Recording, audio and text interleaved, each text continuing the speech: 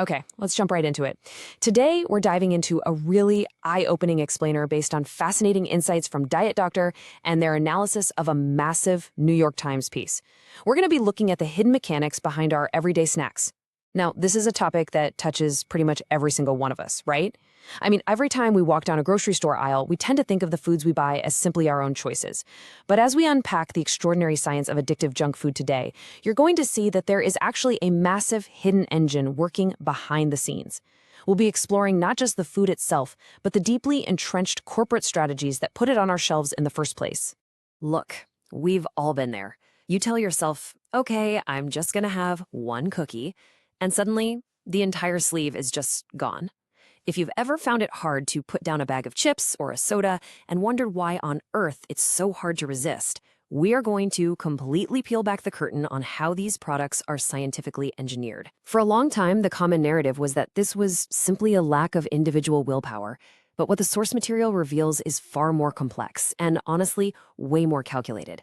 The reason that bag of chips is calling your name from the pantry, it's not a magical accident. It is the direct result of millions of dollars in research and development.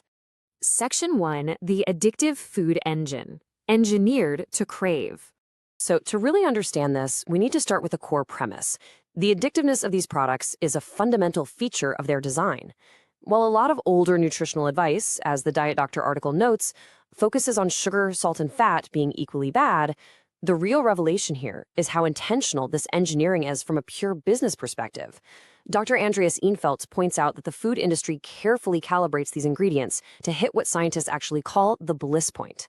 It's this perfect, magical ratio that creates an intense craving without ever actually filling you up. The products are literally engineered for addiction. But why do food companies do this? Well, as we're going to see, it's not because they're cartoon supervillains. They are driven by incredibly intense, unforgiving market pressures. Section 2. The Executive Dilemma. Trapped by the Market. Let's actually step inside those closed boardroom doors for a second and look at the inescapable conflict these executives face every single day.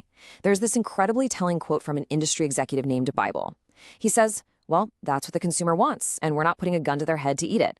If we give them less, they'll buy less, and the competitor will get our market. So you're sort of trapped. Listen to that last line. You're sort of trapped. This highlights the sheer psychological drama playing out at the top of these massive food corporations. They face this immense pressure to prioritize market share over public health. They argue they're just giving consumers what they want, right? But they know for a fact that if they voluntarily decide to reduce the sugar or make the product less addictive, their sales will instantly drop. And in a fiercely competitive market, a rival company will just swoop right in and steal their consumers. It's a brutal binary choice. Think about an executive trying to do the right thing, perhaps deciding to focus on healthy food and effectively making their products less hyperpalatable. If they do that, they basically risk losing their job. The market severely punishes lower profits, and they'd be quickly eliminated by the competition. The alternative? Well, engineering addictive food ensures corporate survival, massive market share, and profit. Doing the right thing for human health basically means committing corporate suicide. When you look at it through this lens, it really clicks that the obesity epidemic is, in large part, fueled by basic cutthroat corporate economics. Section 3. Targeting heavy users. Efficient expansion. So how does this defensive trap actually play out in the real world? It quickly evolves into highly calculated, incredibly aggressive marketing strategies. Listen closely to the cold, calculated logic of a former Coca-Cola executive named Dunn. He said, if you lost one of those heavy users, how many drinkers would you have to get at low velocity to make up for that heavy user? The answer is a lot. It's more efficient to get my existing users to drink more. I mean, think about that term for a second, heavy user. It's a phrase you usually hear in the context of, illicit substances. But in the boardroom of a massive beverage company, it simply refers to their most loyal, highest consuming customers. They realize it takes a massive amount of effort to acquire a casual, low-velocity drinker, but a heavy user, they're an absolute goldmine. When you break down this boardroom logic step by step, it's wild. It is vastly more efficient for their bottom line to simply push an existing customer to drink more Coke than to try and find new casual consumers. Step 1, track the heavy users. Step 2, run the numbers and acknowledge the high financial cost of replacing them with low-velocity consumers, people who maybe just have a soda once a month. Step 3, push existing heavy users to consume even more. It is an aggressive growth strategy built entirely on the backs of the most addicted consumers. Section 4. unregulated evolution, the junk food race. This calculated strategy inevitably builds into a much, much larger systemic issue that impacts our entire society. Because without regulation, the industry rapidly evolves toward ever more addictive and ever less healthy junk food. When the industry is left entirely to its own devices, market forces naturally dictate this rapid evolution toward products that are biologically irresistible. As Dr. Enfeld points out, this isn't a new phenomenon. It's been happening for a very long time. It's basically an arms race. If Company A makes a chip that is scientifically engineered to be 10% more craveable, well, Company B has to respond with a cookie that is 15% more craveable just to stay in business.